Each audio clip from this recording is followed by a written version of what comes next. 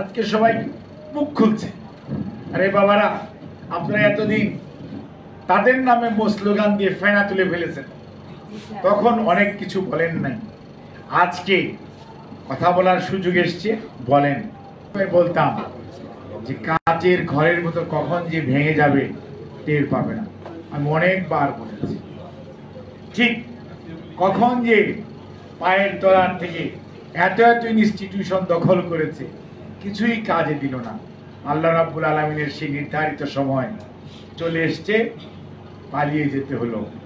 করুণ পরিণতি হলো একটি রাজনৈতিক আদর্শে, একটি রাজনৈতিক দলের, যেটি নিজ হাতের স্ত্রীপ এই পরিণতির জন্য যিনি দায়ী, এবং এটি অ্যাভয়েড করা যায়।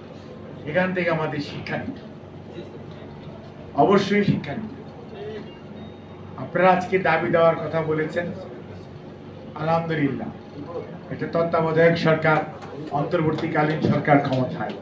বুঝতে হবে সকল জঞ্জাল, সকল অনিয়ম, সকল দুর্নীতি, সকল স্বজনপ্রীতি চরম বহিঃপ্রকাশ ঘটেছে। আমার সাথে নার্স কাজ করতো প্রাইভেট মেডিকেল কলেজে বা প্রাইভেট প্রতিষ্ঠানে, 3.5 লাখ টাকা ঘুষ দিয়ে চাকরি একটা পাইছি, মেডিকেল বিশ্ববিদ্যালয়ের কথা বলতো। আজকে থেকে 7-8 বছর, এখন নাকি এটা রেট অনেক বাড়ছে এখন। হ্যাঁ, এটা আমি কয়েক বছর আগের কথা বলতে, 7-8 বছর আগের কথা। ওই ছেলেটা এখানে আছে কিনা জানি না। অর্থাৎ দুর্নীতি একটা সর্বগ্রাসী অবস্থায় চলে গেছে। টাকা টাকা, দুর্নীতি দুর্নীতি, টাকা ছাড়া কিছুই হয় না। এখন দেখতেছি স্কুলের পিয়নের নিয়োগ হয়েছে 8 লক্ষ টাকা। আমি ওকে কালকে ডাকলাম, তুই যে 8 লাখ টাকা দিলি, তুই কত টাকা বেতন পাস? কয় চাচা 10,000 টাকা পাই। আমাদের 8 লাখ টাকা তুলতে তোর কত বছর লাগবে? হিসাব করে বের করলো। কয় তবু তো মানুষ বলে যে একটা চাকরি করি, জমা জমি বিক্রি করে 8 লাখ টাকা। মাস্টার সাহেব অ্যাসিস্ট্যান্ট টিচারের চাকরি নিছি, এমপি সাহেবকে 15 লক্ষ টাকা দিচ্ছি।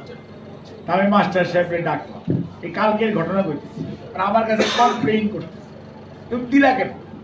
না দিলে তো হয় না।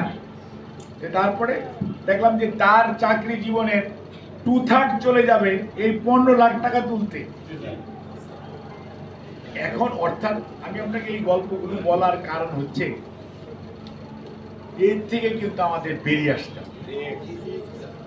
আপনি স্বাধীনতার কথা বলেন, দ্বিতীয় স্বাধীনতার কথা বলেন, নতুন প্রজন্ম তার অধিকারের কথা বলে, ছাত্র জনতার 1000-এর বেশি ছাত্র মারা গেছে, বেশ রাজনৈতিক কর্মী, বিএনপির কর্মী মারা গেছে 180 জনের, 188 জনের বেশি।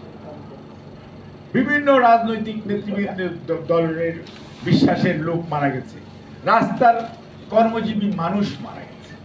অর্থাৎ এই আন্দোলনটি ছিল, ছাত্ররা শুরু করেছিল, কিন্তু 18 বছর যাবৎ বিএনপি কিন্তু এই কথা বলে যাচ্ছিল। সেটা বহিঃপ্রকাশ ঘটেছে গত জুলাই এবং আগস্টের প্রথম সপ্তাহে। মানুষ ফুঁসে উঠেছে এবং মানুষ তার যে দায়িত্ব সেটি পালন করেছে। এর থেকে এই এত মানুষের রক্ত, এত মানুষের হাত নাই পা নাই, এত মানুষ মামলায় জর্জরিত, এত মানুষ গুম হয়েছে, সেখান থেকে কিন্তু আমাদের বেরিয়ে আসতে না পারলে আপনি কিন্তু একটা অকার্যকর রাষ্ট্রের দিকে যাবেন। আজকে যেমন বিভিন্ন দাবি দেওয়ার কথা গাজী ভাই বলেছে, আজকে সবাই মুখ খুলছে। আরে বাবারা, আপনারা এতদিন তাদের নামে স্লোগান দিয়ে ফেনা তুলে ফেলেছেন, তখন অনেক কিছু বলেন নাই। আজকে কথা বলার সুযোগ এসছে, বলেন, বলবেন। বাট মনে রাখতে হবে, আপনাদের কোষাগার তো শূন্য। আপনারা টাকা বাংলাদেশ ব্যাংক থেকে চলে গেছে, সেইটার একটা রিপোর্ট বছরকে বছর কোনো খবর নাই। লক্ষ লক্ষ কোটি টাকা পাচার হয়ে গেছে, তার কোনো খবর নাই। আপনি দেখেন এত টাকা কি কাজে লাগলো।